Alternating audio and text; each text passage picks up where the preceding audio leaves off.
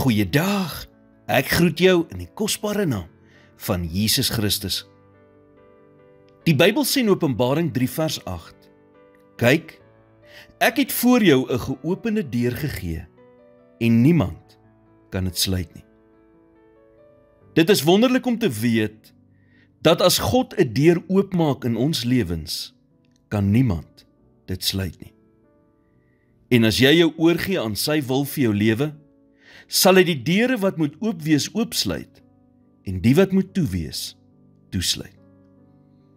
Dit is egter belangrik om te onthou dat 'n toedeur net so 'n groot seën in jou lewe kan wees as 'n oop deur. Hoekom sê ek so?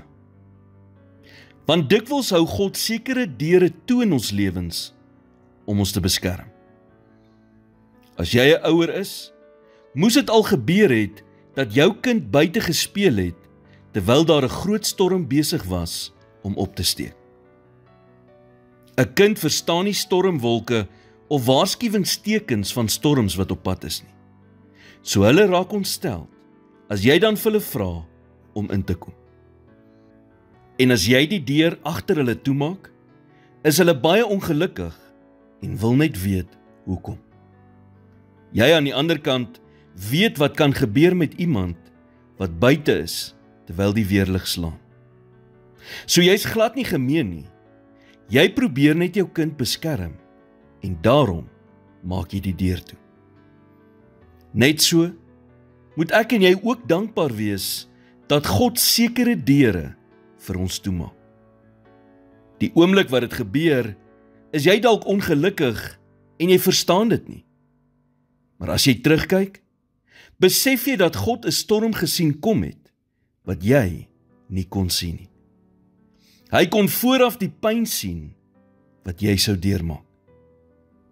God maak deure toe, maar hy gee ons nog steeds 'n keuse. Gaan jy hom vertrou, dat hy hierdie deur vir 'n rede toegemaak het? Of gaan jy probeer om die deur weer oop te maak? 'n Toedeur beteken nie dat alle hoop verlore is en alle goeie dinge weg is nie. Dit kan eenvoudig net beteken dat dit nie die regte deur is om op daardie tydstip deur te loop nie. So wil jy nie vandag stil word voor God en hom vra om vir jou te wys watter deure in jou lewe oop moet wees en watter deure toe moet wees nie.